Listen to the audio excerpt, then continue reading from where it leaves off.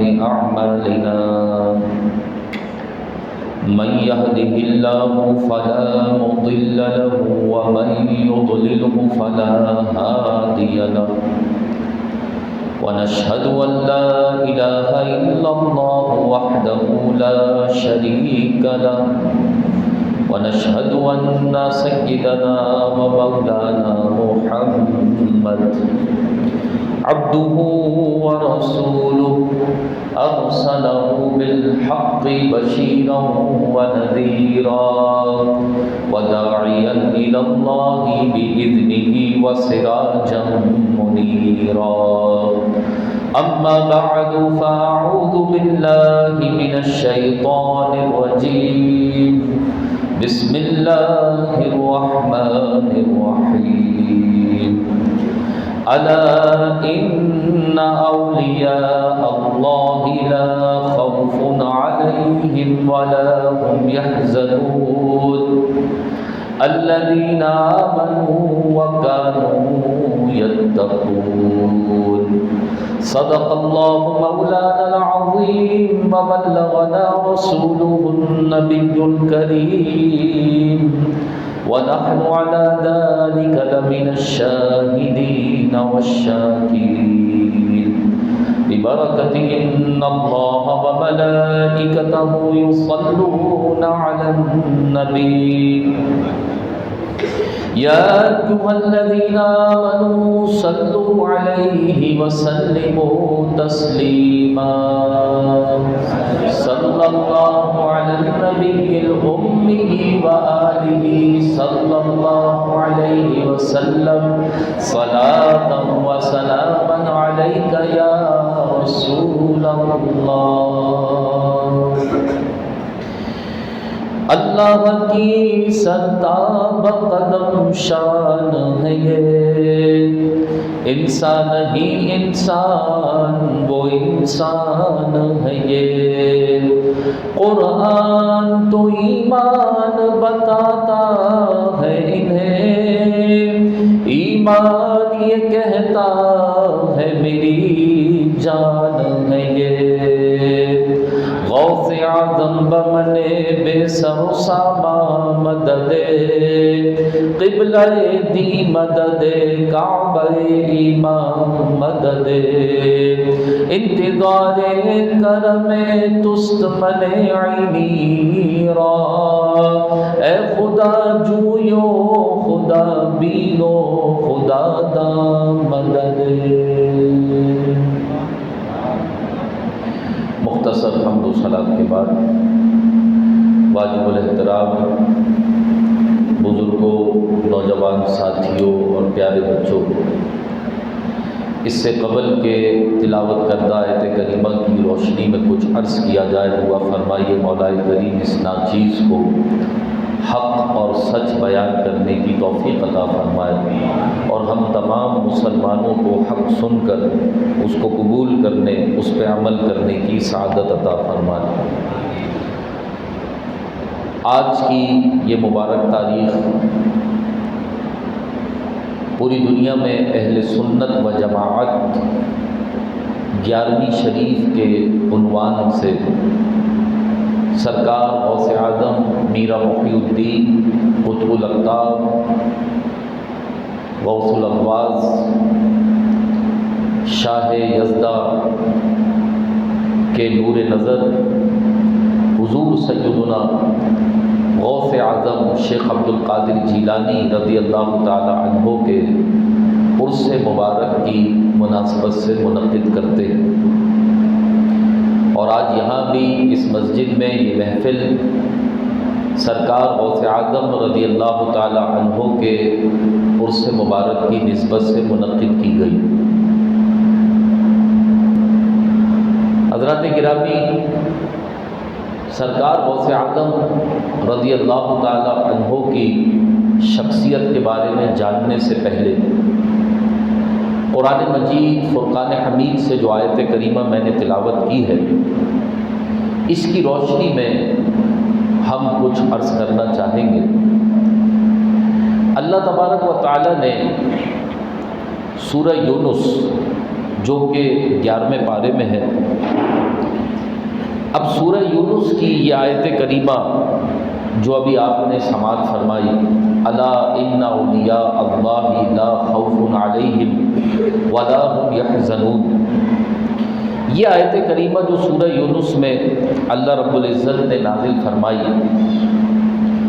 یہ آپ اس کو صرف ایک اتفاق نہ سمجھیں بلکہ خاص اہتمام سمجھیں کہ سورہ یونس کی یہ آیت کریمہ 11ویں پارے میں ہے اور 11ویں رکوع میں رکھی گئی ہے، اور اس میں ذکر ہو رہا ہے الا ان اولیاء اللہ لا خوف علیہم ولا هم یحزنون۔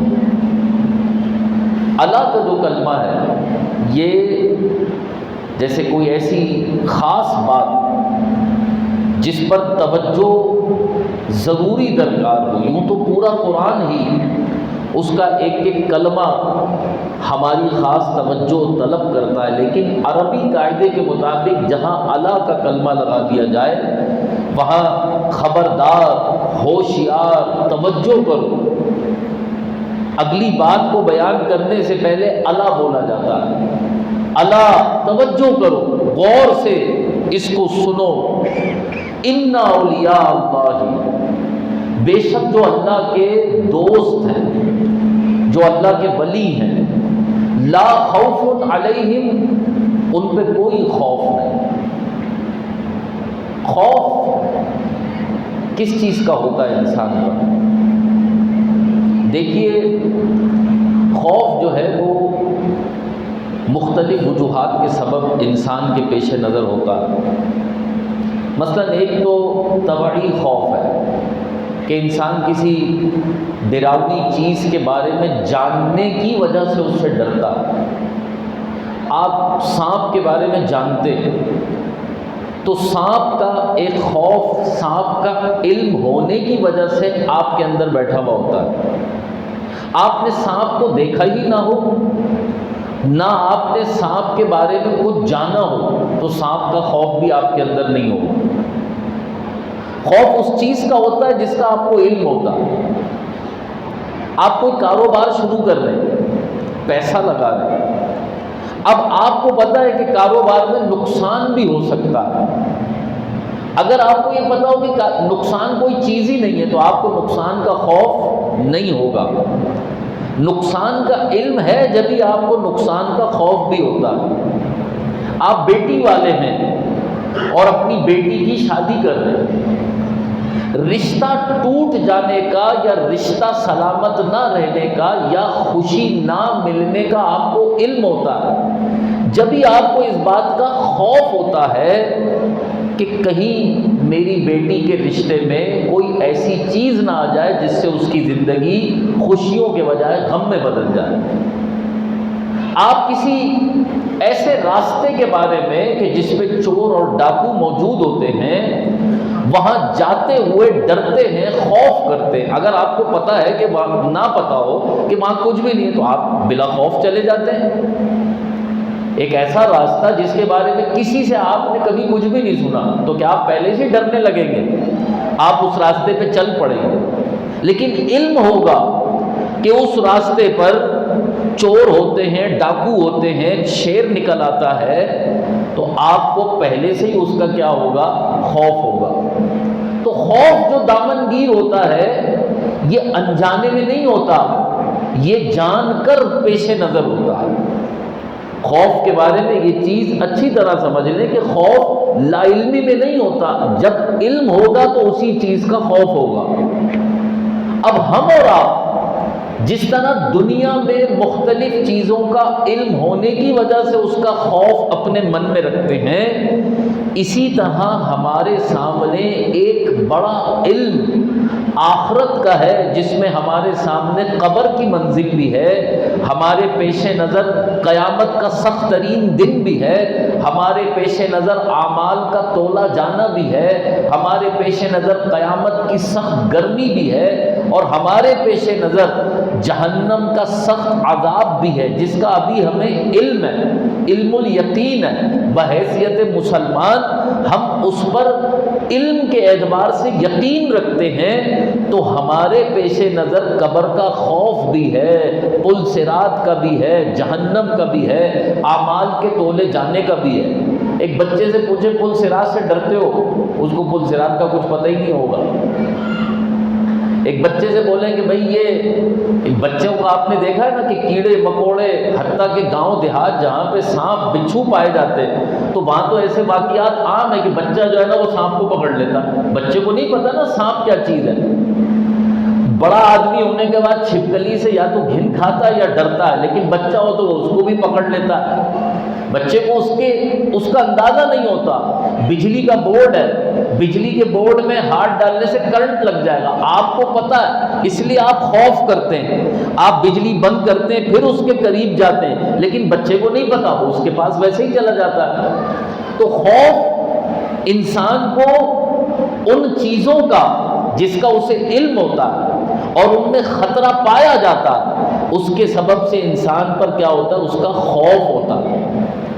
اب وہ ساری چیزیں جن کا علم ان کے خطرے کی وجہ سے آپ کے دل میں خوف پیدا کر دیتا ہے، اللہ اکبر، اللہ تعالیٰ اپنے ولیوں کی شان بیان کر رہا ہے، الا ان اولیاء اللہ لا خوف علیہم، سن لو، خبردار ہو جاؤ کہ اللہ کے ولیوں پر کوئی خوف نہیں ہوتا۔ اللہ کے ولیوں پر کوئی خوف نہیں ہوتا۔ کیا مطلب؟ اللہ اکبر، اللہ کا ولی پل صراط اور جہنم کے خطرات کو بھی جانتا ہے، اللہ کا ولی قبر کی مشکلات کو بھی جانتا ہے، اللہ کا ولی موت کی سختیوں کو بھی جانتا ہے، اللہ کا ولی دنیا میں آنے والے مختلف نقصانات اور مختلف اندیشوں کو بھی جانتا ہے۔ لیکن اللہ کے ولی کی شان ہے کہ اللہ تبارک و تعالی خوف کو اس کے دل سے نکال دیتا ہے اور وہ اپنے رب پر کامل بھروسے کی منزل پہ فائز ہو جاتا ہے۔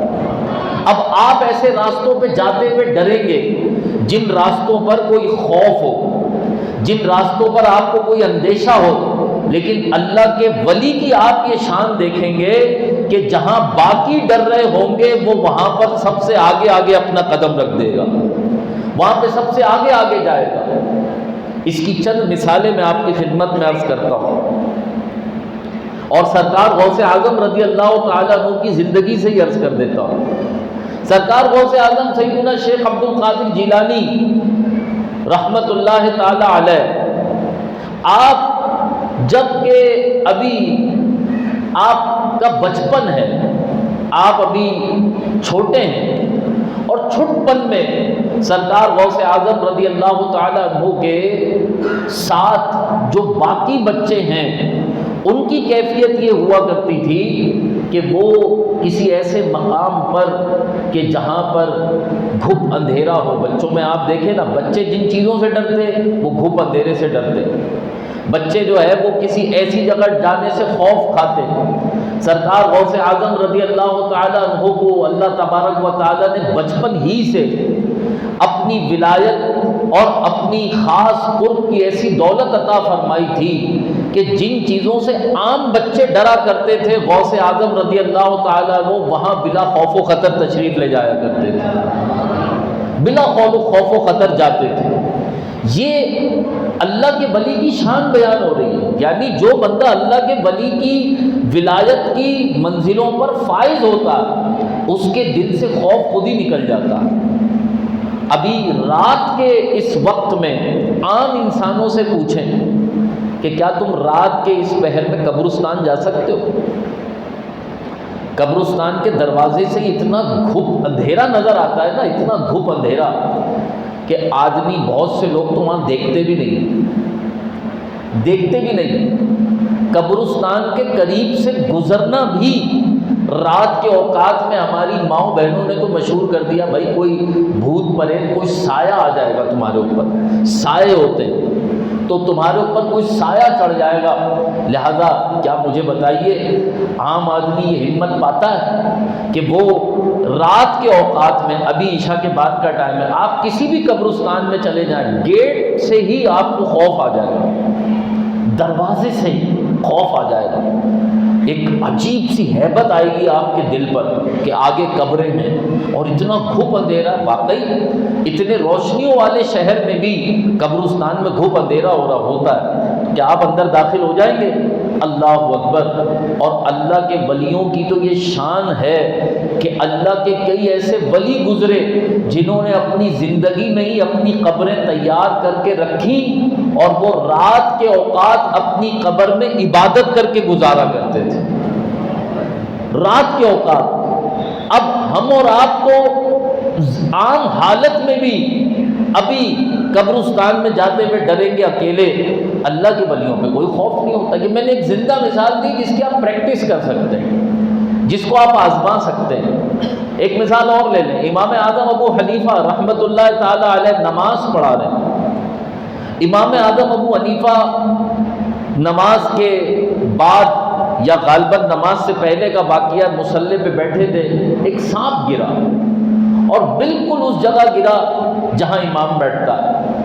تو آج کا امام میرے جیسا اور باقی سانپ کو دیکھے گا تو کیا اپنی جگہ سکون سے بیٹھا رہے گا یا فوراً اٹھے گا اور بھاگے گا؟ اللہ اکبر۔ امام اعظم ابو حنیفہ کی شان دیکھیں کہ جس طرح آپ کسی چھوٹے کیڑے کو ہاتھ سے ایسے کر دیتے ہیں نا، امام اعظم ابو حنیفہ رحمۃ اللہ علیہ نے بلا خوف و خطر سانپ کو یوں جھڑکا اور سانپ اپنی منزل پہ روانہ ہو گئے۔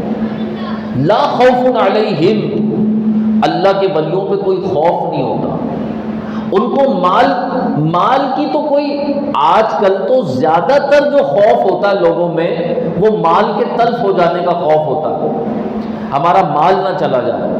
انسان اپنی قیمتی چیزوں کو بڑی حفاظت سے رکھتا ہے۔ ان اللہ والوں کے سے کبھی پوچھئے کہ مال کی آپ کے نزدیک کیا اہمیت ہے، تو اللہ اکبر۔ امام غزالی لکھتے ہیں نا کیمیاء سعادت میں کہ اللہ والوں کے نزدیک ان گلی میں پڑے پتھروں میں اور گھر میں رکھے سونے میں کوئی فرق نہیں ہوتا۔ ان کے نزدیک جو حیثیت اس گلی میں پڑے پتھر کی ہے وہی حیثیت اس سونے کی ہے۔ بالکل ان کے دل میں مال کا کوئی خوف نہیں ہوتا۔ اور اگر آپ کی جیب میں 10,000 روپے پڑے ہو اور آپ جناب کسی بس میں چڑھ جائیں، بار بار ہاتھ جاتا ہے، یار 10,000 روپے سلامت ہیں، ٹھیک ہے مال کی حفاظت آپ کرتے ہیں، لیکن خوف کس بات کا ہوتا ہے؟ یار یہ مال چوری نہ ہو جائے۔ آپ آج بینک سے 1,00,000 روپے لے کے نکلتے ہیں، کتنا خوف ہوتا ہے اندر سے کوئی مخبری نہ ہو جائے۔ اور جو حالات ہیں، ان حالات میں کس قدر ہم خوف میں گھرے ہوتے ہیں۔ تو ایک طرح کا نہیں، آپ اپنے ارد گرد دیکھ لیں، ہماری آپ کی زندگی ان چھوٹے خوفوں سے نکلتی ہے تو بڑے کسی خوف میں مبتلا ہو جاتی ہے۔ اور جب آخری عمر آئے گی آپ کی، آپ خود محسوس کریں گے کہ جب موت آپ کے پیش نظر ہوگی نا تو پھر آپ کو آخرت کی چیزوں کا خوف آنا شروع ہو جائے گا۔ تو جب یہ خوف آپ پر آئے تو اللہ اکبر، اتنی بات سمجھ لیں، آسان لفظوں میں اگر آپ اپنے دل سے یہ سارے خوف دور کرنا چاہتے ہیں تو اللہ کا دوست بن جانے والوں کے دلوں سے اللہ تعالیٰ یہ خوف دور فرما دیتا ہے۔ اللہ کے دوست بن جائیے، اللہ تعالیٰ آپ کو ان تمام طرح کے خوف سے نجات عطا فرما دے گا۔ ہے نا فائدے کا سودا؟ ورنہ ہر آدمی خوف میں زندگی گزار رہا ہے، ہر آدمی اسی چیز میں۔ اللہ اکبر۔ لا خوف علیہم ولا هم یحزنون، ان پر کوئی خوف نہیں ہے اور نہ وہ غمگین ہوں گے۔ اس کے دونوں معنی ہو سکتے ہیں کیونکہ مضارع کا صیغہ ہے، نہ وہ غمگین ہوتے ہیں نہ وہ غمگین ہوں گے۔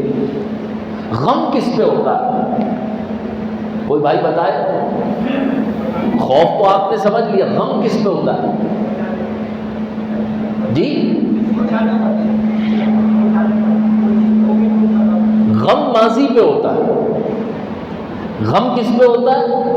ماضی پہ، گزری ہوئی چیز پر انسان غم کرتا ہے۔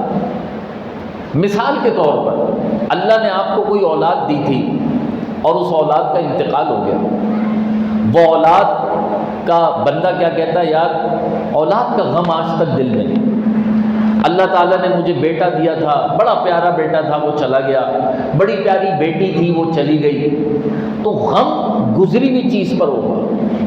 اللہ نے آپ کو کوئی بہت اچھا کاروبار دیا تھا، وہ کاروبار ختم ہو گیا، تو آپ پر اس کے دل میں اس کا غم ہوگا۔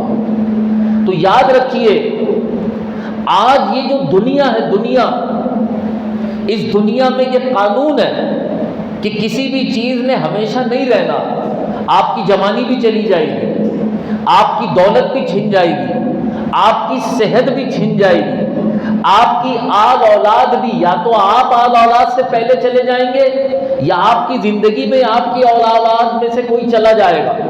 تو جو چیز آپ سے چھنے گی، جو چیز آپ سے نکلے گی، جیسے بزرگ فرما رہے تھے، کھوئی ہوئی چیز، تو جو چیز آپ سے رہ جائے گی اس پر آپ کی کیفیت کیا ہوگی؟ غم والی کیفیت ہوگی۔ اور یہ بھی ہر شخص کے ساتھ ہے۔ آج بھی کسی سے پوچھیں تو کوئی نہ کوئی غم کو اپنے ساتھ لے کے چل رہا ہے۔ میرے ایک دوست ہے، بڑی جناب جو ہے نا، وہ آج بھی کہتے ہیں کہ جی 1 نمبر سے میرا 2 کروڑ روپے کا انعام رہ گیا، 1 نمبر سے، اور مجھے 3-4 دن تک نیند نہیں آئی، اور آج بھی جب بھی یاد آتا ہے تو بڑا افسوس ہوتا ہے، یار وہ لگ جاتا میری تو دنیا پلٹ جاتی۔ 1 نمبر سے وہ بندہ کیا ہے، 2 کروڑ روپے کا انعام میرا بانڈ میں نکل گیا۔ تو اب غم جو ہوتا ہے، غم یہ کسی چیز کے نکل جانے پر، کوئی چیز آپ سے رہ گئی لیکن وہ ماضی کا قصہ ہوتی ہے، وہ ماضی کا قصہ ہوتی ہے۔ تو اس کو علماء نے یوں بھی فرمایا کہ خوف کا تعلق آنے سے ہے، کہ ابھی وہ چیز سامنے نہیں آئی، علم ہے اس کا، لیکن سامنے آئے گی تو مستقبل۔ خوف کا تعلق مستقبل سے ہے اور غم کا تعلق ماضی سے ہے۔ اللہ اکبر! گویا یہ آیت کریمہ بتا رہی ہے کہ اللہ والے اس حال میں جیتے، اللہ والوں کا حال یہ ہوتا ہے کہ نہ مستقبل کا خوف ہوتا ہے نہ ماضی کا غم ہوتا ہے۔ جملہ سمجھ میں آیا؟ 3 زمانے پائے جاتے ہیں نا، حال، مستقبل اور ماضی۔ تو اللہ والوں کی شان کیا ہے؟ اس حال میں جیتے ہیں کہ نہ مستقبل کا خوف ہوتا ہے اور نہ ماضی کا غم ان کے اندر ہوتا ہے۔ جب اس شان سے بندہ جیتا ہے تو وہ ہر چیز سے لاپرواہ ہو جاتا ہے، پھر اس کو کوئی بھی چیز ڈراتی نہیں ہے اور کوئی بھی غم اس کو تھکاتا نہیں ہے۔ اس شان سے جب بندہ جیتا ہے، اور جب اس شان سے جیتا ہے نا، تو اس شان سے جینے والے عام لوگ نہیں ہوتے۔ بات کو عذرائے کرم سمجھیں کہ پھر وہ عام لوگ نہیں ہوتے۔ عام جتنے بھی ہیں وہ تو اسی کیفیت میں ہوتے ہیں کہ یا تو خوف لے کے چل رہے یا غم لے کے چل رہے ہیں۔ وہ عام ہیں جو اللہ تعالیٰ کی عطا سے، خوف اور غم سے دور ہوتے ہیں، پھر وہ عام نہیں ہوتے بھائی، پھر وہ کیا ہو جاتے؟ وہ خاص ہو جاتے۔ اور خاصوں کو اللہ نے یہاں کیا کہا؟ ان خاصوں کو اللہ نے فرمایا اولیاء اللہ۔ پھر وہ کیا بن جاتے ہیں؟ باواز بلند، وہ کیا بن جاتے؟ باواز بلند کیا بن جاتے؟ اولیاء اللہ۔ پھر وہ اولیاء بن جاتے۔ اللہ اکبر! تو اگر میں اتنا آپ سے عرض کروں، آپ بڑی کوشش کرتے ہیں کہ آپ معاشرے میں اپنی دولت کے اعتبار سے کوئی مقام حاصل کریں، اور دولت کے اعتبار سے مقام حاصل کرنے کے لیے آپ کسی فیلڈ کا انتخاب کرتے ہیں اور اس فیلڈ میں بہت محنت کرتے ہیں کہ نہیں؟ تو ہم اور آپ آج معاشرے میں کوئی مقام حاصل کرنے کے لیے دولت کے پیچھے بھاگتے ہیں، اور دولت حاصل کرنے کے لیے کوئی نہ کوئی علم حاصل کرتے ہیں، وہ لکھت پڑھت کا علم ہو یا وہ ہنر کا علم ہو۔ دونوں صورتوں میں یا تو آپ اپنے ہاتھوں کا کوئی علم حاصل کرتے ہیں جسے ہنر کہا جاتا ہے، یا آپ اپنا کوئی دماغی ذہنی علم حاصل کرتے ہیں جو کہ جناب آپ کا تحریری علم کہلاتا ہے، تو آپ دونوں صورتوں میں کوئی نہ کوئی علم حاصل کرتے تاکہ اس علم کے ذریعے آپ معاشرے کا کوئی مقام حاصل کریں۔ لیکن آپ معاشرے کا کوئی بھی مقام حاصل کر لیں، حتیٰ کہ آپ کسی ملک کے بادشاہ بن جائیں، آپ کسی ملک کے بادشاہ بن جائیں، لیکن بادشاہ بن کے بھی نہ خوف سے نجات ملے گی نہ غم سے نجات ملے گی۔ آج کل کے جو بادشاہ ہیں وہ پہلے سونے کے لیے اینزائٹی، فکر، ہر وقت ذہن کے اوپر کوئی نہ کوئی ذمہ داری جو سوار رہتی ہے، وہ اینزائٹی کو مٹانے کے لیے گولیاں کھاتے ہیں، پھر کہیں جا کر کے نیند آتی ہے۔ وہ ایسی جناب ادویات استعمال کرتے ہیں جس سے غم دور ہو جائے، جس سے جناب دل کے اندر تھوڑا سا نیند آ کر کچھ نشے کی کیفیت مل جائے تاکہ غم دور ہو، اور غم دور ہونے کے بعد دل سے جناب یہ سکون کی حالت ملے تو نیند آئے۔ اللہ اکبر۔ تو اگر آپ کتنا ہی علم حاصل کریں، حتیٰ کہ آپ کسی ملک کے بادشاہ بن جائیں، آپ دنیا کے امیر ترین شخص بن جائیں، آپ کی ٹیکنالوجی، آپ کا علم آپ کو دنیا کا امیر ترین شخص بنا دے، یہ سب کچھ کر لینے کے بعد بھی نہ خوف سے نجات ملے گی نہ غم سے نجات ملے گی۔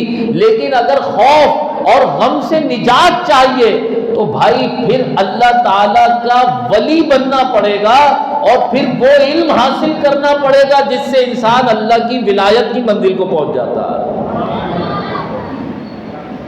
یہ وہ چند ضروری باتیں میں آپ کی خدمت میں عرض کر رہا ہوں جو اگر کسی کے ذہن میں سما گئی تو شاید اس کی زندگی بدل جائے۔ اب میں آپ سے پھر سوال کر رہا ہوں، آپ اپنے بچے کو یا آپ خود بادشاہ بننا پسند کریں گے یا اللہ کا ولی بننا پسند کریں گے؟ اللہ کا ولی۔ بولو بھائی، بادشاہ بننا، کیونکہ بادشاہ بن کے بھی غم اور خوف سے تو نجات نہیں ملے گی، لیکن قرآن دلیل دے رہا ہے کہ اگر آدمی اللہ کا ولی ہو تو خوف سے بھی نجات مل جائے گی، غم سے بھی نجات مل جائے گی، ورنہ دنیا کا امیر ترین آدمی بھی خوف اور غم سے نجات حاصل نہیں کر سکتا۔ خوف اور غم کے لیے مٹانے کے لیے وہ نشہ کرنا شروع کر دے گا۔ غریب آدمی کا غربت والا نشہ، امیر آدمی کا امیری والا نشہ، لیکن پھر بھی اس کے دل کو قرار نہیں آئے گا، پھر بھی اس کو چین نہیں ملے گا۔ چین ملے گا تو اسی کو ملے گا جس کے بارے میں رب فرما رہا کہ جو اللہ کے ولی ہیں ان پر سے اللہ نے خوف اور غم کو مٹا دیا۔ اب اللہ اکبر، اللہ کے ان ولیوں کو رب نے شان کیا دی؟ یعنی اب اگلا سوال کہ یہ تو سمجھ میں آ گیا اللہ کا ولی آدمی بنے تو اللہ کے ولیوں پر کوئی خوف کوئی غم نہیں، یعنی ٹینشن فری لائف۔ دنیا میں انسان جی کیوں رہا ہے؟ ایئر کنڈیشن کیوں لگایا؟ تاکہ گرمی کی ٹینشن نہ ہو۔ آپ نے جناب گاڑی کیوں خریدی؟ تاکہ پیدل چلنے کی، دیر میں پہنچنے کی، سواری کو دوڑانے کی ٹینشن نہ ہو۔ آپ نے ہوائی جہاز بنا لیے تاکہ دور جانے کی ٹینشن نہ ہو، سفر جلدی طے ہو جائے۔ آپ نے ایک کے بعد ایک ٹیکنالوجی کی طرف آپ گئے تاکہ لائف ٹینشن فری ہو جائے۔ لیکن میرا آپ سب سے سوال ہے، اللہ کی دی ہوئی بہت سی سہولیات آپ کے گھر میں بھی ہیں، بہت سی ٹیکنالوجیز کے تحت آپ بھی جی رہے، لیکن کیا ان ٹیکنالوجیز سے آپ کی لائف ٹینشن فری ہو گئی؟ کوئی بھائی بولے بھائی میری لائف ٹینشن فری ہے۔ اتنی سہولیات نے بھی آپ کی زندگی کو ٹینشن فری نہیں بنایا۔ دنیا کا کوئی بھی شخص ہے، محل میں رہتا ہو تو سکون چاہتا ہے، جھوپڑی میں رہتا ہو تو سکون چاہتا ہے، لیکن سکون کو وہ جن جگہوں پہ ڈھونڈ رہا، سکون وہاں نہیں ملے گا۔ سکون ملے گا تو اولیاء اللہ تعالیٰ سے دوستی کرنے سے سکون آدمی کو حاصل ہوگا۔ بڑی ہلکی سبحان اللہ کہہ رہے ہیں آپ۔ سکون، دیکھیں یہ تو وہ نقطے ہیں، ان نقطوں کو بیان کرنے کے لیے لوگ کسی دنیا کے کسی ملک میں جا کے لیکچر دیتے ہیں نا، ہزاروں ڈالر کماتے ہیں۔ لوگوں کو فارمولے بتاتے ہیں کہ کس طرح تمہاری زندگی میں سکون آ سکتا ہے۔ پوری دنیا میں یہ ایک بہت بڑا مرض بن چکا ہے۔ آدمی سمجھتا ہے شادی کر کے سکون مل جائے گا، تو شادی شدہ لوگوں سے پوچھ لیں جن کی نہیں ہوئی، ان سے کہہ رہا ہوں میں۔ آدمی سوچتا ہے کہ جناب دولت کما کے سکون مل جائے گا، تو چاہے دولت مند لوگوں سے پوچھ لیں کتنا سکون ملا دولت کما کر۔ اللہ اکبر! سکون کس طرح ملے گا؟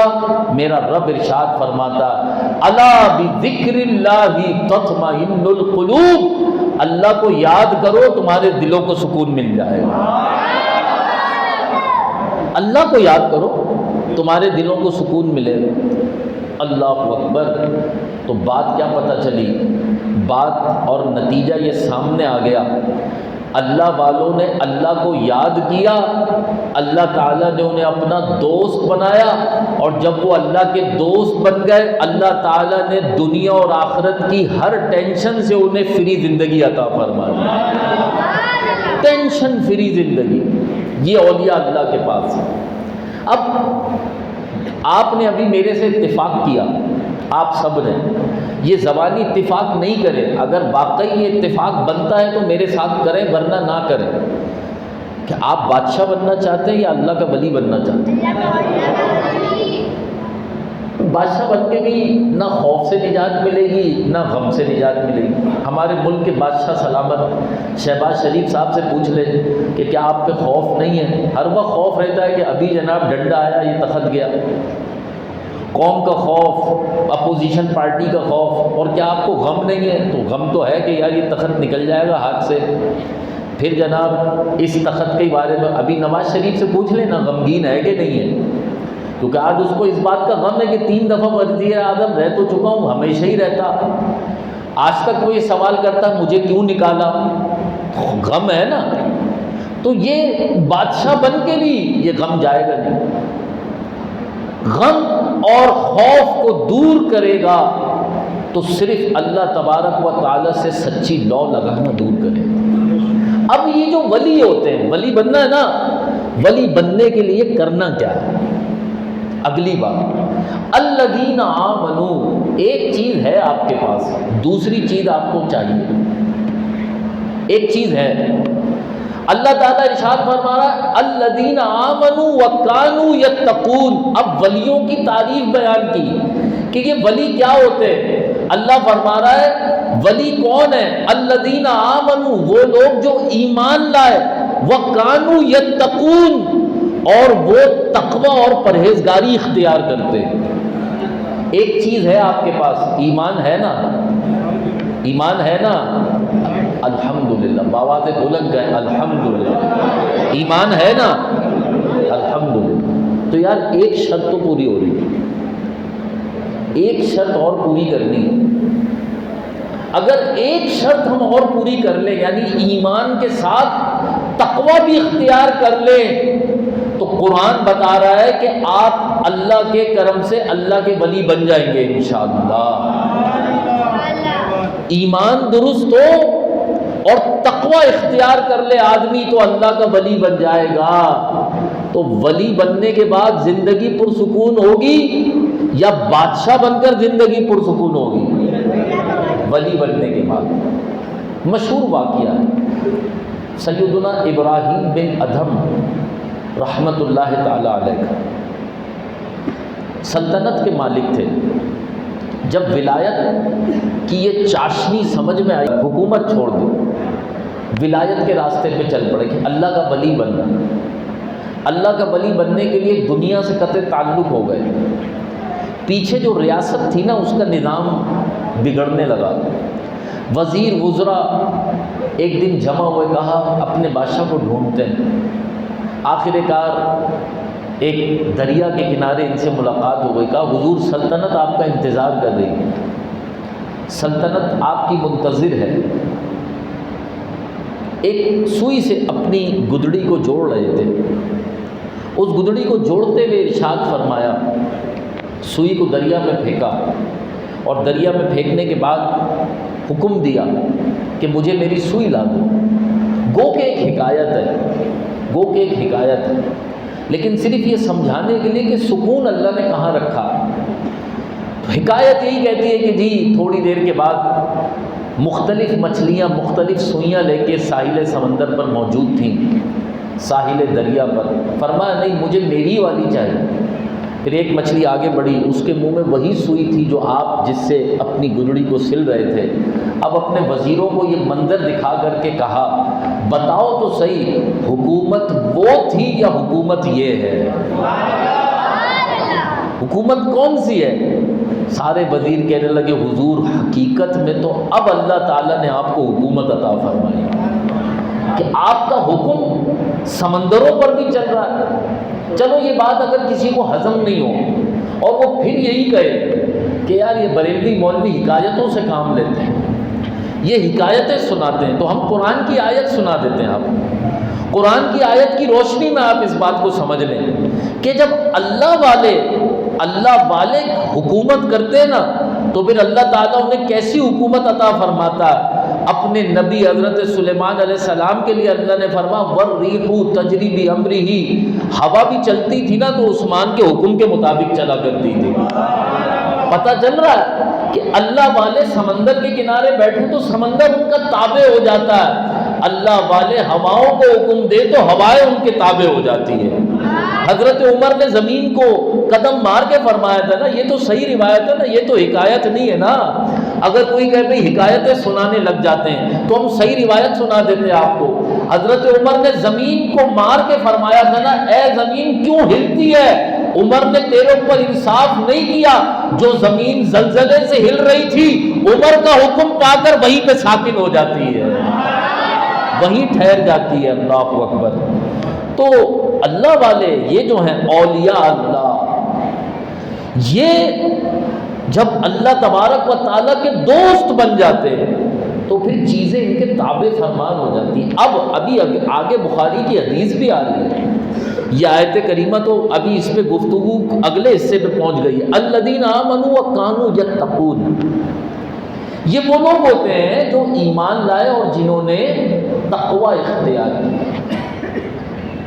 بھائی پھر میں جوڑ رہا ہوں اپنی بات کو، کیا آپ اللہ کا ولی بننا چاہتے ہیں؟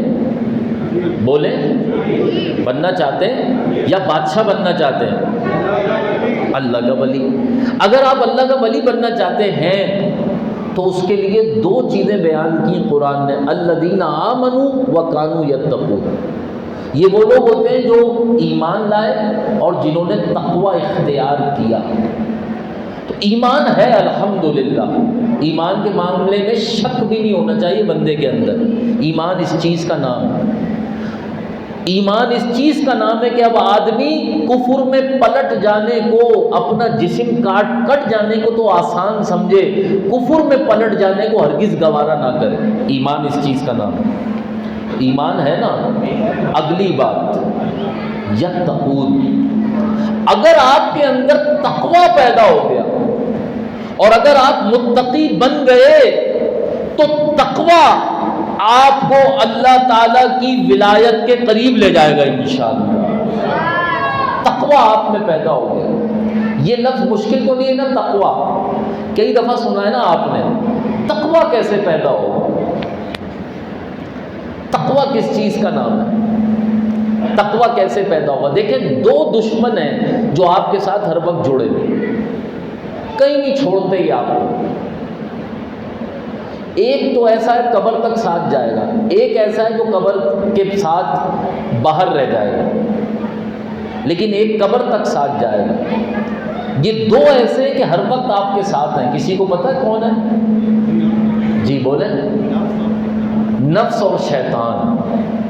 یہ جو نفس اور شیطان ہے نا یہ ہر وقت ہیں آپ کے ساتھ، اس مسجد میں بھی آپ کے ساتھ ہیں، واش روم میں بھی آپ کے ساتھ ہیں، بستر پہ بھی آپ کے ساتھ ہیں، گاڑی پہ بھی آپ کے ساتھ ہیں، جہاز میں بھی آپ کے ساتھ ہیں، سمندر کے اندر کود جائیں آپ جب بھی آپ کے ساتھ ہیں۔ نہ نفس آپ کو چھوڑتا ہے نہ شیطان آپ کو چھوڑتا، یہ دونوں دشمن آپ کے ساتھ ہیں۔ اور ولی جو ہوتا ہے نا ولی، وہ شیطان کو بھی پچھاڑ دیتا ہے، نفس کو بھی پچھاڑ دیتا ہے۔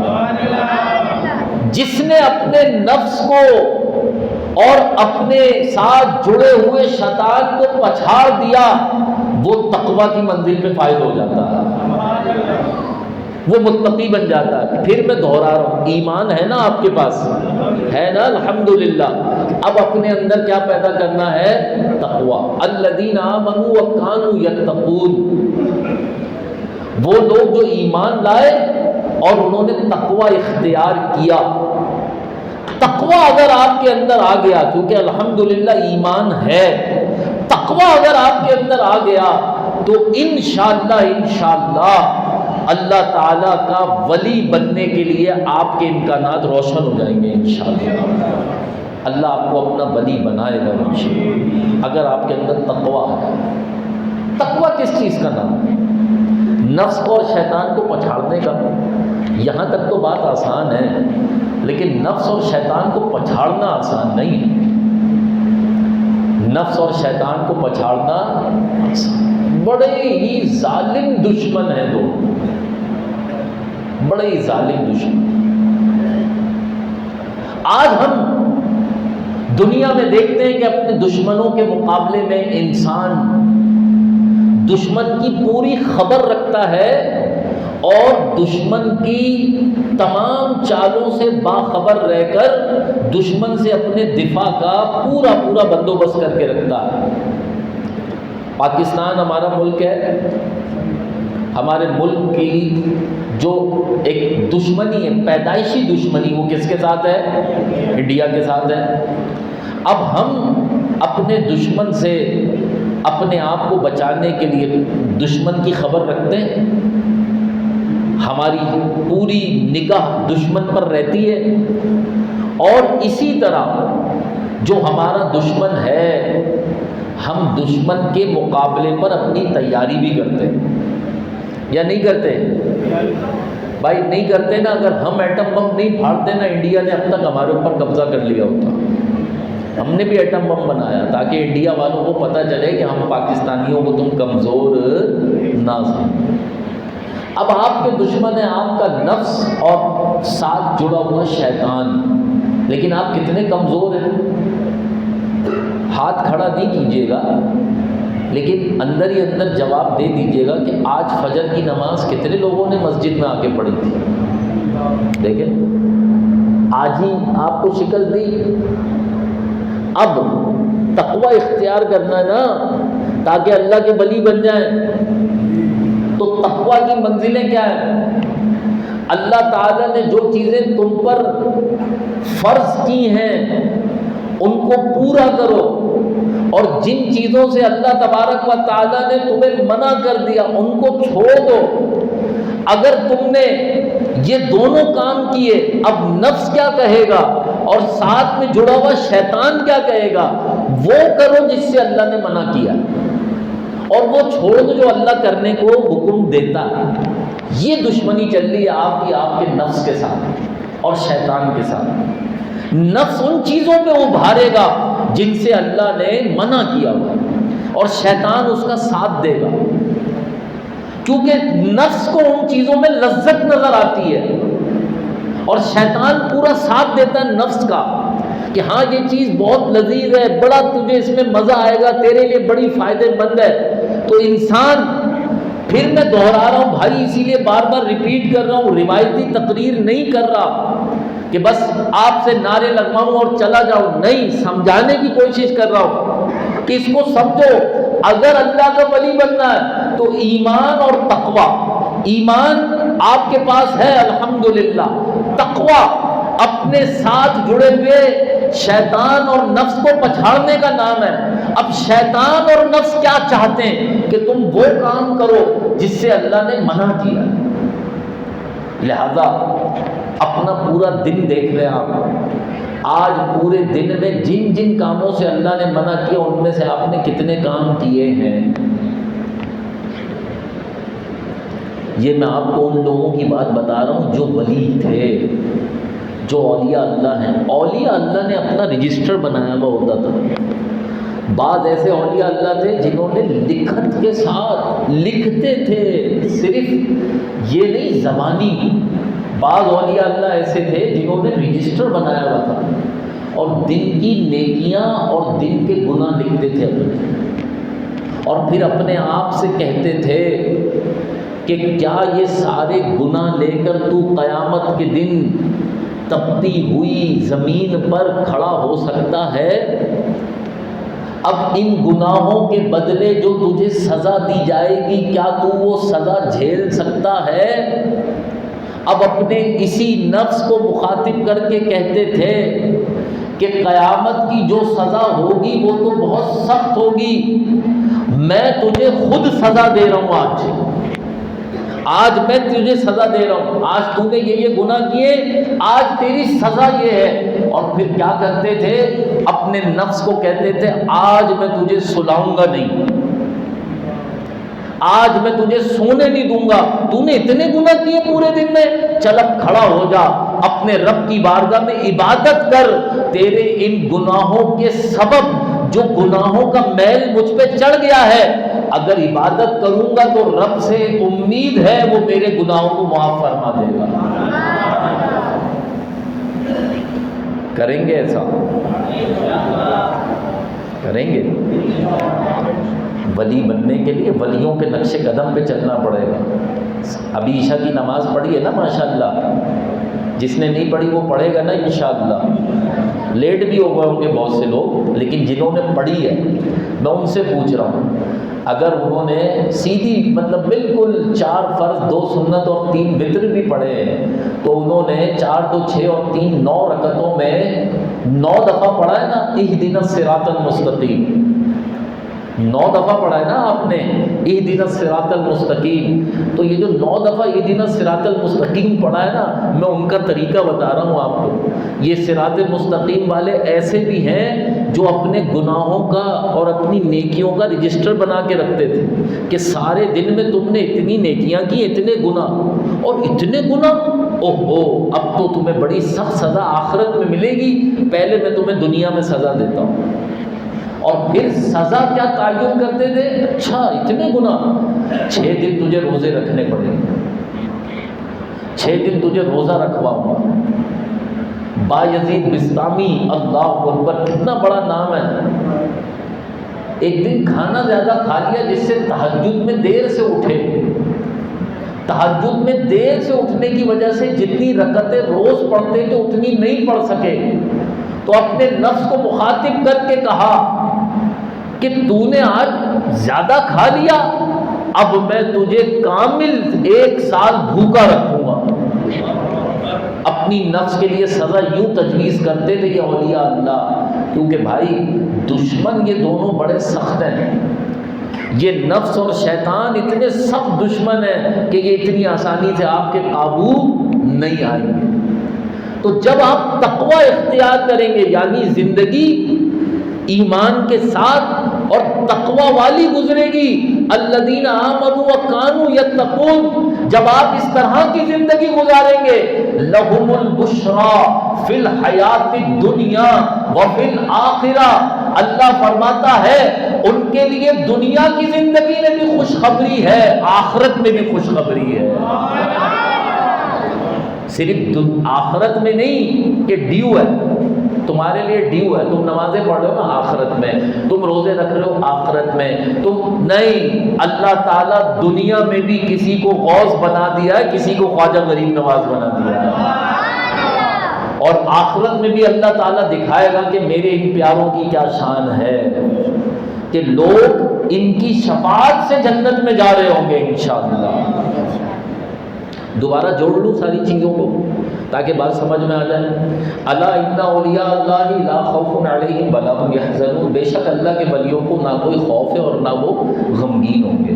تو دنیا میں اگر آپ کو خوف اور غم سے بچنا ہے تو اور کوئی فارمولہ نہیں ہے بھائی، ورنہ تو دمائیں، ٹینشن، بلڈ پریشر، شوگر، جس کو دیکھو یا ٹینشن سے شوگر ہوئی، ٹینشن سے بلڈ پریشر ہو گیا، نیند کی گولی کھاتا ہوں تو نیند آتی ہے جی۔ آپ کے پاس کوئی آ جائے تو جس سے سن لو، میرے سامنے نمازی بیٹھے، میں جانتا ہوں نمازی مجھ سے آ کے کیا کیا باتیں کرتے ہیں، اپنے اپنے مسائل مجھے بتاتے ہیں، تو مجھے یہ بھی پتہ ہے کون سا بھائی کس ٹینشن میں، کوئی کسی ٹینشن میں۔ تو یہ جو ٹینشن ہے نا آپ کی، یہ جو آپ کے مسائل ہیں، یہ جو آپ کی پریشانیاں، کسی پر آپ کو خوف ہے اور کسی پر آپ کو کیا ہے، غم، تو اگر ٹینشن فری لائف گزارنی ہے تو اللہ قرآن میں بتا رہا ہے ولیوں کو نہ کوئی خوف ہوتا ہے نہ ولی غمگین ہوتے ہیں۔ تو اچھا اب ولی کیسے بنا جائے؟ تو ولی کون ہوتے ہیں؟ الذین آمنوا وکانوا یتقون، ولی وہ ہوتے ہیں جو ایمان والے ہیں، جو تقوی والے ہیں، جو پرہیزگاری والے ہیں۔ اللہ اکبر۔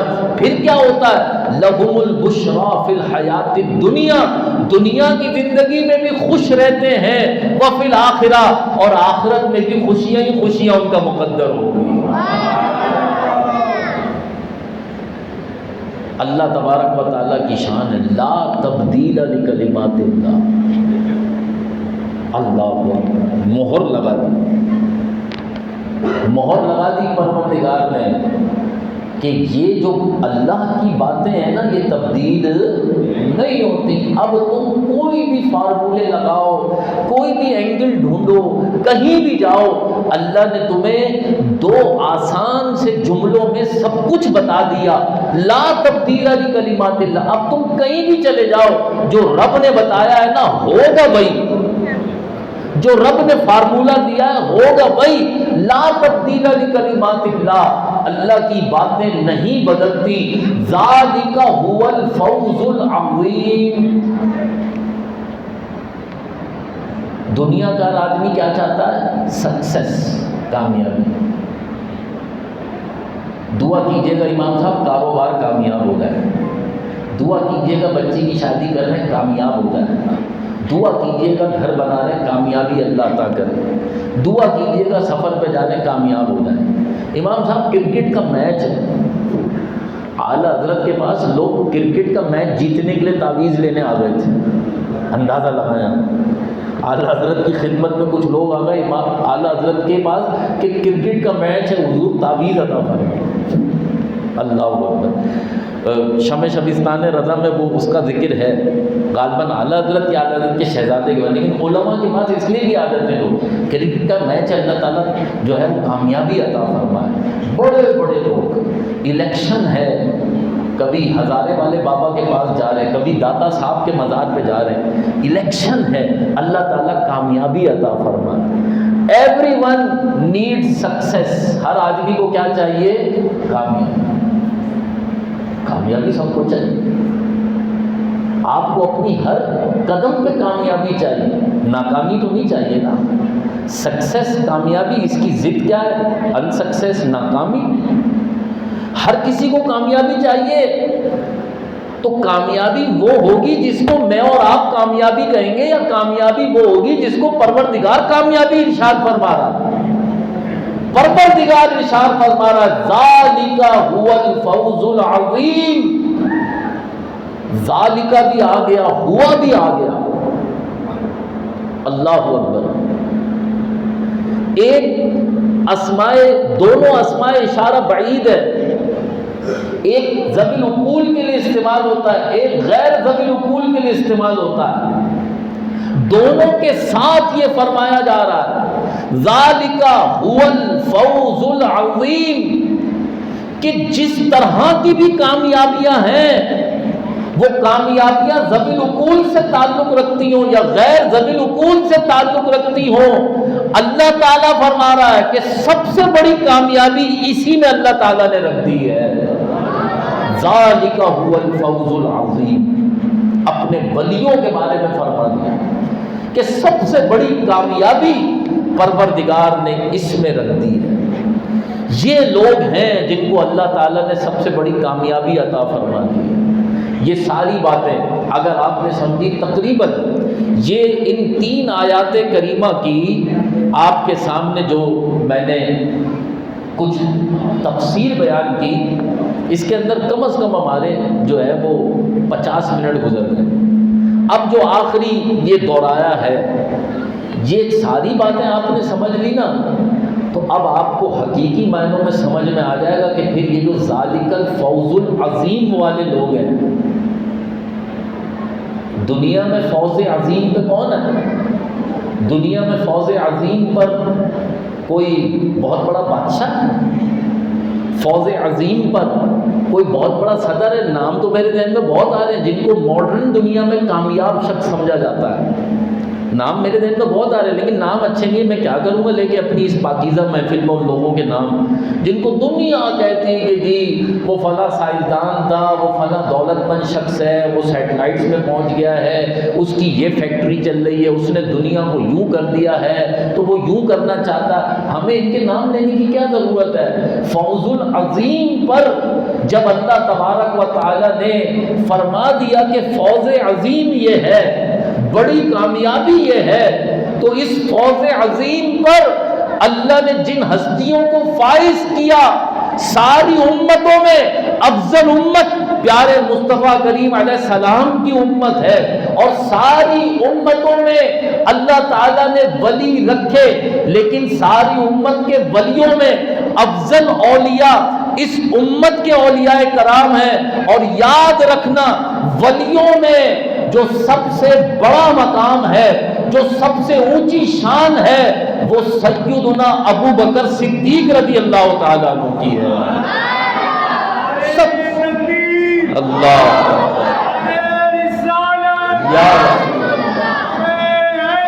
یا سب سے بڑی ولایت پر جو شان، کیونکہ نبیوں کے بعد درجہ ولایت کا ہے، اور ولایت میں اب کیٹاگریز آ جاتی ہے نا، صدیقین، صالحین، تو سب سے بڑی ولایت پر جو ہستی فائز ہے نبیوں کے بعد وہ حضرت ابو بکر صدیق کی رضی اللہ عنہ۔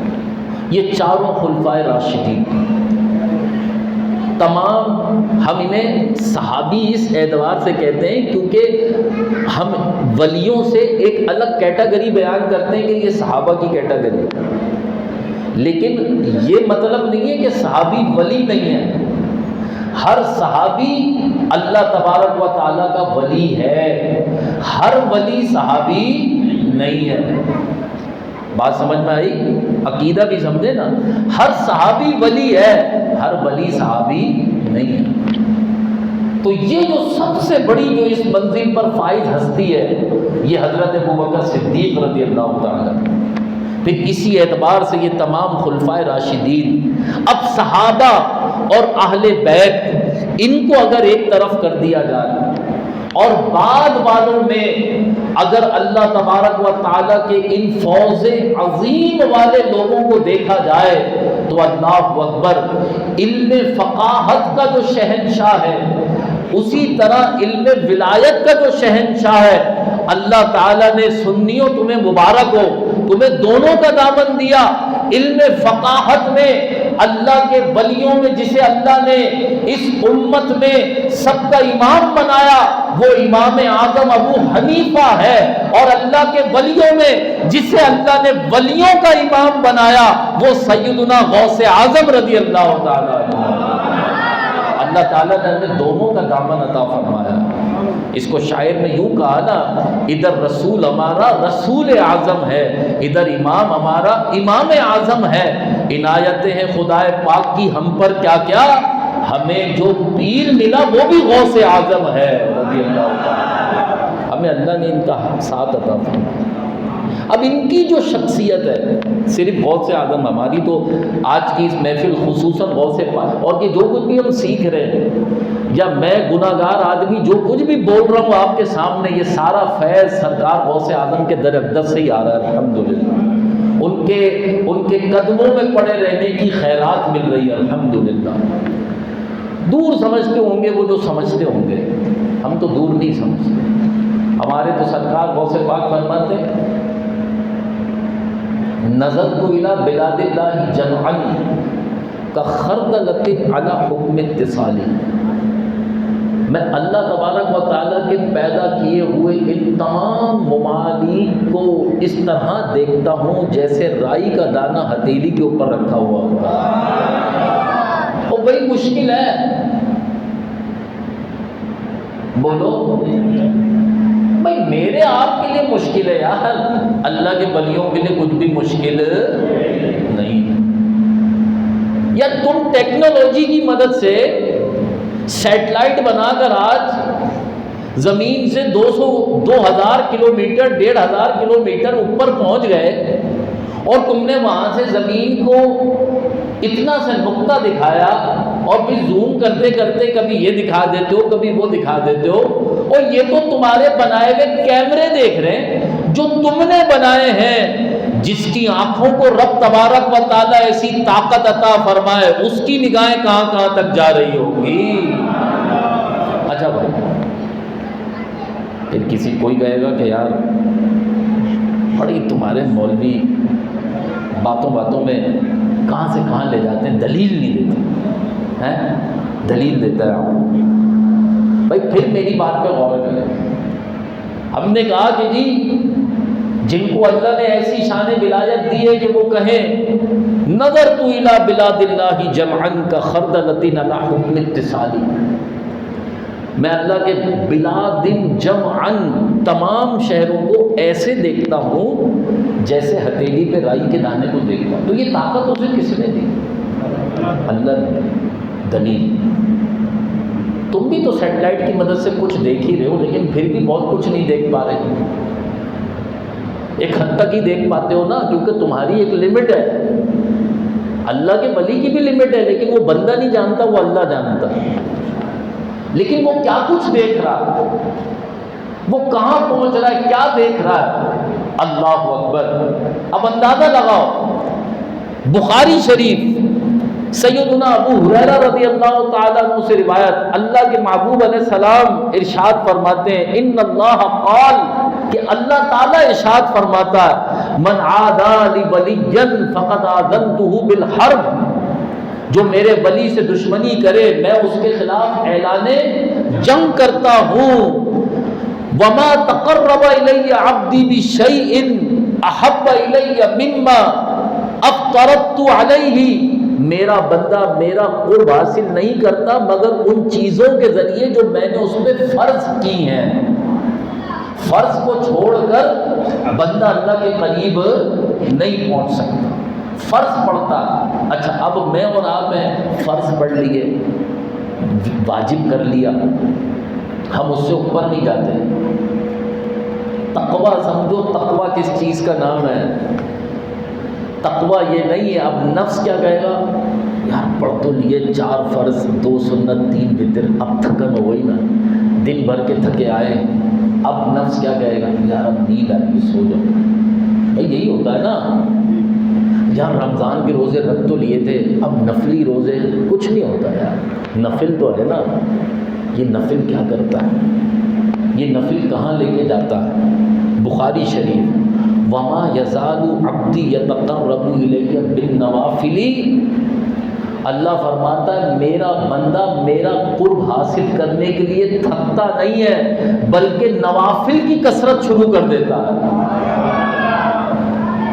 اب وہ اللہ کا بندہ جو ولی ہے وہ تھکتا نہیں ہے۔ اچھا یار یہاں پر ایک بات چھوڑو، روک کر میں ایک جملہ عرض کر دوں، اگر اللہ اس کے محبوب علیہ السلام کے کرم سے ذہن میں آ گیا، ٹھہرنا ذرا اور میرا ساتھ دینا ایک لمحے کے لیے۔ حدیث پاک کو میں روک کر یہ عرض کر رہا ہوں، بھائی ہم اہل سنت و جماعت کو فرض بھی پڑھ رہے، فرض کے بعد ہمارے آقا نے جن رکعتوں کی مداومت کی جنہیں ہم سنت کہتے ہیں وہ بھی پڑھ رہے، وتر واجب جو پڑھ رہا ہے وہ دوسرے بھی پڑھ رہے، لیکن سنتوں کے معاملے میں کہتے ہیں کہ سنتیں یہ نفل میں آتی ہیں، چھوڑ دو تو کوئی گناہ نہیں، تو ہمارے یہاں نہیں دوسروں کے یہاں دیکھنا تم کہ سنتیں نہیں پڑھتے، سنتوں کو کہتے ہیں یہ تو نفل میں آتی ہیں، ان کو پڑھو تو ثواب ہے، نہ پڑھو تو گناہ نہیں ہے۔ اب نوافل کے ذریعے تو ولایت ملتی ہے، اور نوافل پڑھے کہاں جاتے ہیں؟ اہل سنت میں۔ تو یہی تو راز ہے کہ جتنے بھی ولی نظر آتے ہیں سارے اہل سنت میں نظر آ رہے ہوتے ہیں۔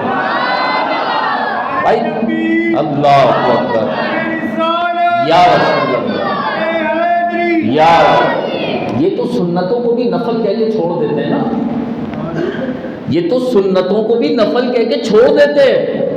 یہ جو ہم اور آپ مغرب کے بعد 2 رکعت پڑھ رہے ہیں، یہ جو ہم عشاء کے بعد 2 رکعت پڑھ رہے ہیں، یہ جو ہم ظہر سے پہلے 4 اور ظہر کے بعد 2 پڑھ رہے ہیں، یہ جو ہم فجر سے پہلے 2 سنتیں پڑھ رہے ہیں، یہ جو ساری مل کر اگر آپ گنیں تو یہ کل کتنی بنتی ہے؟ 12 رکعتیں۔ یہ وہ 12 رکعتیں جن پہ اللہ کے محبوب علیہ السلام نے مداومت فرمائی، یعنی کبھی انہیں چھوڑا ہے ورنہ اکثر انہیں پڑھا ہے۔ تو یہ تو ان کو بھی نفل کہہ کے چھوڑ دیتے ہیں، ان کو بھی نفل کہہ کے چھوڑ دیتے ہیں۔ اور اب ذرا حدیث پوری کروں تو یہ بات، یہ میرا جملہ یہیں پہ رکھنا، بھی حدیث پوری کروں اب میں، کہ رب فرماتا ہے وَمَا يَزَالُ عَبْدِي يَتَقَرَّبُ إِلَيَّ بِالنَّوَافِلِ حَتَّى أُحِبُّهُ، میرا بندہ نوافل کی کثرت کرتا رہتا ہے یہاں تک کہ میں اپنے اس بندے کو اپنا محبوب بنا لیتا ہوں۔ اگر اللہ کا قرب چاہیے تو اللہ کا قرب چاہنے کے لیے تمہیں فرض کے بعد نوافل بھی پڑھنے پڑیں گے۔ رمضان کے روزے رکھنے کے ساتھ نفل روزے بھی رکھنے ہیں، زکوٰۃ کا فرض ادا کرنے کے بعد نفل صدقہ و خیرات بھی کرنا ہے، اللہ کا ذکر کرنے کے لیے تسبیحات بھی پڑھنی ہے، اپنے رب کو کبھی بھی بھولنا نہیں ہے، ہمیشہ اس کا قرب چاہتے رہنا ہے۔ دیکھو بات بڑی سیدھی سی ہے، بندے کو زیادہ اگر پیسے چاہیے تو وہ کمپنی والوں سے کیا کہتا ہے؟ اوور ٹائم لگا دو، میرا اوور ٹائم لگا دیں۔ ایک آدمی وہ ہے کہ جس نے گھڑی دیکھی 5 بج گئے کمپنی چھوڑ دی۔ ایک آدمی وہ ہے کہ باس بیٹھا ہوا ہے ابھی، اور باس اگر بیٹھا ہوا ہے تو یار جب تک باس بیٹھا ہوا ہے باس کے سامنے اٹھ رہا نہیں ہے، باس کے ساتھ ہی ہے، اور جب باس اٹھ کے جا رہا ہے تب وہ جا رہا ہے۔ تو باس ایسے آدمی کو اسی لیے پسند کرتا ہے کہ یہ شخص، اس کو معاوضہ تو 5 بجے تک کا مل رہا ہے لیکن یہ میرے عزت و احترام کی وجہ سے میرے ساتھ ایکسٹرا ٹائم دے رہا ہے۔ تو دنیا کا عام قاعدہ کہ کوئی کسی کے ساتھ اضافی جڑا رہے، اس کی اضافی خدمت کرے، تو وہ دنیا والا بھی اس اضافی خدمت کرنے والے کو اپنے قریب کر لیتا ہے، اپنا محبوب رکھتا ہے، اپنا عزیز رکھتا ہے، اس کے کام آتا ہے، اس کے آگے کھڑا ہو جاتا ہے۔ اور یہ تو دنیا کا قاعدہ ہے۔ اللہ والے کہتے ہیں سب نے فرض پڑھا اور فرض پڑھ کے سو گئے، ہم تو اپنے محبوب کی حب میں، اس کی محبت میں، اس کے قرب میں دیوانے ہیں، سب فرض پڑھ کے سو گئے۔ اور ہماری شان یہ ہے، ہمارا مقام یہ ہے کہ غوث اعظم شیخ عبد القادر جیلانی عشاء کے فرض کے بعد، عشاء کی نماز کے بعد 2 رکعت اس طرح پڑھتے ہیں کہ جس وضو سے عشاء پڑھی تھی اسی وضو سے فجر اس حال میں پڑھی کہ پوری رات 2 رکعتوں میں پورا قرآن مجید ختم فرما دیا کرتے تھے۔ اب جب انہوں نے ایکسٹرا ٹائم دیا اپنے رب کو، انہوں نے جب اضافی عبادت کی، نفل اضافی، تو کیا ہوا؟ اللہ فرماتا میرا بندہ جب نفل ایکسٹرا اضافی کرتا رہتا ہے تو پھر میں اسے اپنا محبوب بنا لیتا ہوں۔ عام آدمی فرض تک رہتا ہے، سنت موقدہ تک رہتا ہے، واجب تک رہتا ہے اور سو جاتا ہے۔ اللہ والا کہتا ہے نہیں، یہ نفس اور شیطان تو کہہ رہے سو جا، اور رب کی خاص تجلی تو آسمان دنیا پہ نازل ہی تیائی پہر میں ہوگی نا، تو وہ پھر اس وقت سوتا نہیں ہے، وہ اپنے رب کا قرب چاہتا ہے۔ اب جو قرب مل گیا اس بندے کو تو کیا ہوا؟ فَإِذَا أَحْبَبْتُهُ، جب میں اسے اپنا محبوب بنا لیتا ہوں، كُنْتُ سَمْعَهُ الَّذِي يَسْمَعُ بِهَا، اس کے کان پھر اس کی اپنی طاقت سے نہیں، اس کے کان میری طاقت سے سننے لگ جاتے ہیں۔ اللہ کی دی ہوئی خاص طاقت سے پھر اس کے کان سننے لگ جاتے ہیں۔ وَبَصَرَهُ الَّذِي يُبْصِرُ بِهَا، پھر وہ عام آنکھیں نہیں، عام بصارت نہیں رہتی، پھر اس کی بصارت اللہ کی دی ہوئی خاص طاقت سے دیکھنے لگ جاتی ہے، پھر عام آنکھیں نہیں رہی۔ رب فرما رہا ہے کنتُ بصرہ الذی، اگر میں ورڈ ٹو ورڈ ترجمہ کر دوں تو رب فرما رہا ہے میں اس کی آنکھیں ہو جاتا ہوں جس سے وہ دیکھتا ہے۔ اب جب غوث اعظم کہیں نظرت الی بلاد اللہ جمعا کخردلۃ علی حکم اتصالی، تو یہ صرف ہمارا وجدان نہیں ہوتا، یہ صرف ہماری بیان کردہ کوئی حکایت نہیں ہوتی، یہ میرے آقا کی صحیح حدیث بتا رہی ہے کہ غوث اعظم کی آنکھوں کو رب نے یہ طاقت دی کہ غوث اعظم کائنات کو ایسے دیکھتے ہیں جیسے ہتھیلی پہ رائی کا دانہ ملاحظہ کیا جاتا ہے۔ اللہ اکبر۔ تو تمہاری بنائی ہوئی آنکھوں نے کیا دیکھا؟ کیونکہ تمہاری بنائی ہوئی تھی۔ غوث اعظم کی آنکھوں نے کیا دیکھا؟ کیونکہ رب کی عطا کردہ خاص آنکھیں تھیں۔ پھر بات یہی نہیں رہتی نا حضرات گرامی، رب فرماتا ہے وَيَدَهُ الَّتِي يَبْطِشُ بِهَا، اس کے ہاتھ، اللہ فرماتا ہے پھر اس کے ہاتھ اس کی طاقت سے نہیں، میری دی ہوئی خاص طاقت سے گرفت کرتے ہیں۔ وَرِجْلُهُ الَّتِي يَمْشِي بِهَا، پھر اس کے پیر اپنی طاقت سے نہیں، میری دی ہوئی خاص طاقت سے چلتے ہیں۔ وَإِنْ سَأَلَنِي لَأُعْطِيَنَّ، اللہ اکبر، سب کچھ اس ایک جملے میں سما گیا۔ رب فرماتا ہے وہ مجھ سے جو بھی مانگتا ہے میں اسے عطا فرما دیتا ہوں۔ یہ شان نبی کی بیان نہیں ہوئی، نبی کی شان تو وراء الورا ہے، یہ شان ولی کی بیان ہوئی۔ اب یار ایسی شان والا اللہ کا ولی ہو تو آپ بادشاہ بننا پسند کریں گے یا ولی بننا پسند کریں گے؟ بولو بھائی۔ لیکن میں ولی نہیں بنا سکتا، یہ نہیں ہے میں بولوں ہاں بھائی نام لکھا دینا ابھی تھوڑی دیر کے بعد ولی بنا دیں گے، نہیں۔ ولی بننے کے لیے آپ کو خود محنت کرنی ہے۔ ولی بننے کے لیے اپنے نفس اور اپنے ساتھ جڑے ہوئے شیطان کو پچھاڑنا ہے، اور ان اللہ والوں کے نقش قدم پہ چلنا ہے، جس کو تم بار بار کہتے ہو اہدنا الصراط المستقیم، اہدنا الصراط المستقیم، یہ ان اللہ والوں کا راستہ ہے۔ تقویٰ کیا ہے؟ یہ ایک ایسی منزل ہے جو بندے کو اندر سے صاف کرنا شروع کر دیتی ہے۔ ایک صفائی اوپر سے آپ کرتے ہیں نا، نہاتے دھوتے ہیں، صابن لگاتے ہیں، شیمپو لگاتے ہیں، کپڑے پہن لیتے ہیں، عطر لگا دیتے ہیں، یہ ظاہری صفائی ہے۔ باطن کا جو غسل ہے اس کا نام ہے تقویٰ۔ تم دنیا کے سامنے ہو یا اکیلے میں ہو، اللہ کی خوف، اللہ تعالیٰ کی اطاعت ہر جگہ تمہارے ساتھ رہے، ہر جگہ تمہارے ساتھ رہے۔ اتنے فائدے ملیں گے نا، اتنے فائدے کہ آپ سوچ بھی نہیں سکتے۔ کس چیز کا نام ہے تقویٰ؟ غوث اعظم کی زندگی سے ایک مثال دے رہا ہوں۔ شریعت میں کیا چیزیں آئیں؟ فرض، واجب، سنت، سنت کے بعد مستحب۔ پتہ ہے نا یہ چاروں چیزیں، فرض، واجب، سنت اور مستحب، جس کو سنت غیر مؤکدہ بھی کہتے ہیں۔ سنت غیر مؤکدہ کیا؟ مستحب۔ اس کے مقابلے میں حرام، جس سے بچنا آپ کو، پھر مکروہ تحریمی جو فرض اور جو واجب اور اس کے مقابلے میں آ جاتا ہے سنت مؤکدہ کے مقابلے میں، اور پھر اسات، برے کام۔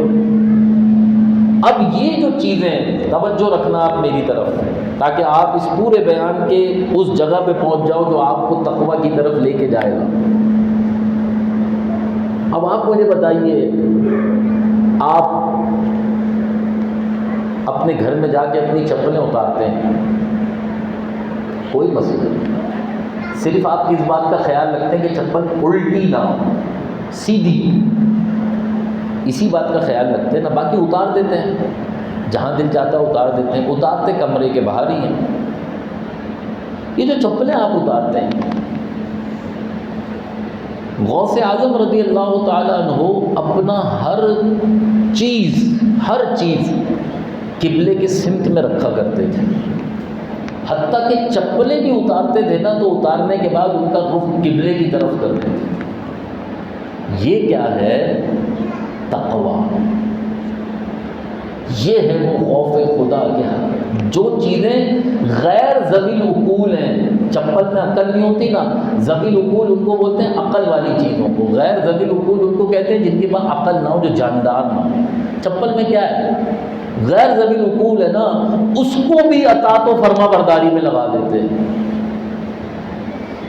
غوث اعظم رضی اللہ تعالیٰ عنہ حالانکہ ایک مستحب عمل ہے، اچھی بات ہے کہ آپ کی جو چیزیں آپ کے استعمال میں رہتی ہیں ان کا رخ قبلے کی طرف ہو، حتی الامکان آپ کعبے کو پیٹ کر کے بھی وضو کر سکتے ہیں، لیکن مستحب یہ ہے کہ وضو کرو تو آپ کا رخ کعبے کی طرف ہو۔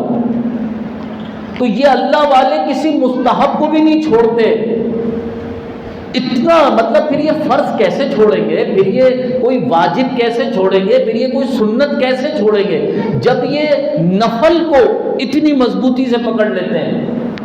زمانہ کہتا ہے ہم تھک گئے، اب ہم رات میں، مجھ سے کئی لوگوں نے یہ مسئلہ پوچھا، خواتین نے خاص طور پر، کہ رات میں تھک جاتے ہیں بہت کام وام کر کے، تو عشاء کی نماز پڑھتے وقت نا جسم میں بڑا درد ہو رہا ہوتا ہے، تو کیا بیٹھ کے پڑھ سکتے؟ تو یہ ہم اور آپ کہتے ہیں کہ تھک گئے اب سو جاتے ہیں۔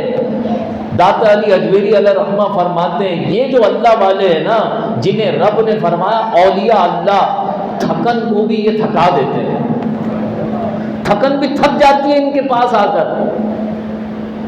یہ تھکن کو پسے پش ڈال کر اپنے رب کے قرب کے لیے، اپنے رب کی محبت میں ایسے مگن ہو جاتے ہیں، ایسے مگن ہو جاتے ہیں کہ حضرات اولیاء لکھتے ہیں کہ جو طاقت لوگوں کو نیند میں ملتی ہے، اللہ تعالیٰ وہی طاقت ان کو اپنی عبادت کے ذریعے عطا فرما دیتا ہے۔ یہ چیز ہے تقویٰ۔ پھر کسی چیز کو مجبوری نہیں بناتے ہم اور آپ، تو کہتے ہیں یار اب یہ تو مجبوری ہے نا یار، کیا کریں، حد الامکان۔ تو آپ اندازہ لگائیں غوث اعظم تقویٰ کی کتنا آپ کی کرامات میں آتا ہے کہ آپ کا جو وضو کا لوٹا تھا، یہ ٹوٹیوں ووٹیوں کا زمانہ تو اب آ گیا نا، گھروں میں لوٹے ہوا کرتے تھے، سارے بزرگ لوٹے سے وضو بناتے تھے۔ غوث اعظم رضی اللہ تعالیٰ عنہ کا جو وضو کا لوٹا تھا، آپ دور بیٹھے تھے، آپ نے دیکھا کہ جو اس کا رخ ہے نا یہ قبلے سے ہٹا ہوا ہے۔ ان چھوٹی چھوٹی چیزوں کا خیال رکھنا، اللہ اکبر، یہ حضرات گرامی تقویٰ ہے، اور یہ فوراً نہیں آئے گا آپ کے اندر، رفتہ رفتہ آئے گا۔ جب آپ شروع کریں گے نا، ایک سفر پہ چلنا شروع کریں گے کہ یار چلو اب میں شروع تو کروں نا، میری ان باتوں کا یہ نتیجہ نہیں نکالیے گا، یہ بھی شیطان آپ کے دل میں نتیجہ ڈالے گا، بڑا مشکل ہے یار ولی بننا آسان کام نہیں، بڑا مشکل ہے یار، ولی تو ولی ہوتا ہے، ہم کوئی ولی تھوڑی ہیں۔ نہیں بھائی، یہ پھر شیطان آپ پہ حملہ کرے گا کہ نہیں یار، نہیں، آپ نے کہنا ہے کیا مشکل ہے، ہٹ ادھر سے، میرے اللہ کا قرب مجھے اس میں ملے گا، میں یہ کام کروں گا۔ آزما کے دیکھیں، آپ کر کے دیکھیں، جب آپ کا نفس آپ کو اللہ سے دور کر رہا ہوں نا، اس وقت اپنے نفس سے لڑے، اس وقت اس شیطان سے لڑے، یہ تقویٰ کی جنگ ہے۔ تو غوث اعظم نے دور سے توجہ کی اس لوٹے پر، اللہ اکبر، گو کہ آپ کی کرامت تو ہے کہ لوٹا گھوم کے قبلے کی طرف ہو گیا، لیکن اہتمام کتنا ہے کہ ایک مستحب بھی ترک نہیں ہونا چاہیے، مستحب بھی کیوں چھوٹے۔ اور ہم اور آپ آج عادتاً سنت تو سنت ہے، مستحب مستحب ہے، ہم اور آپ تو معذرت کے تاج فرض چھوڑ دیتے ہیں، فرض۔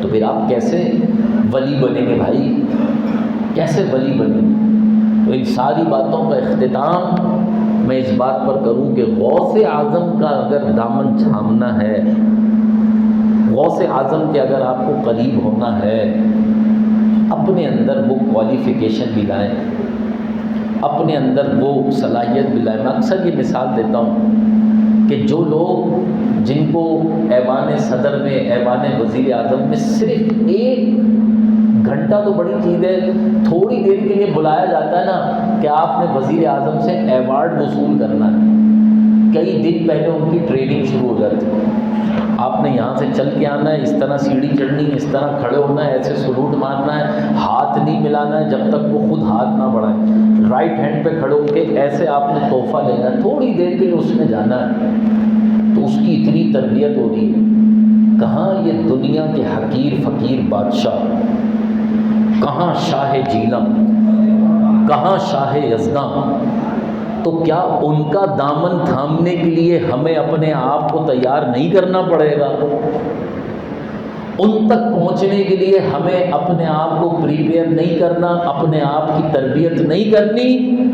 تو خدا را ان بزرگوں کی بارگاہ میں قریب وہی ہوگا جو اللہ اور اس کے رسول کی سچی فرمانبرداری کرے، سچی اطاعت کرے گا۔ بس یہی غوث اعظم کی زندگی کا سبق ہے، یہی آج کی تقریر کا نچوڑ ہے۔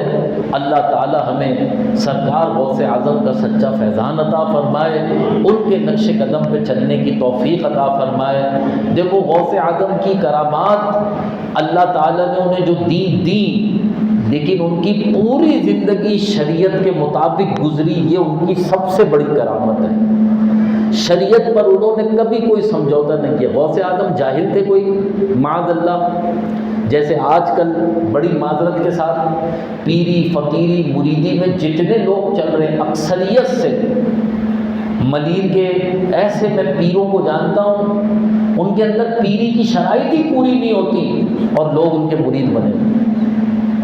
لوگ آج کل کچھ نہیں دیکھ رہے، اللہ اکبر۔ تو بھائی ایسے کے ہاتھ میں ہاتھ نہیں دو جو تمہیں غوث اعظم سے جوڑنے کے بجائے توڑ رہا، جو تمہیں خواجہ غریب نواز سے جوڑنے کے بجائے توڑ رہا۔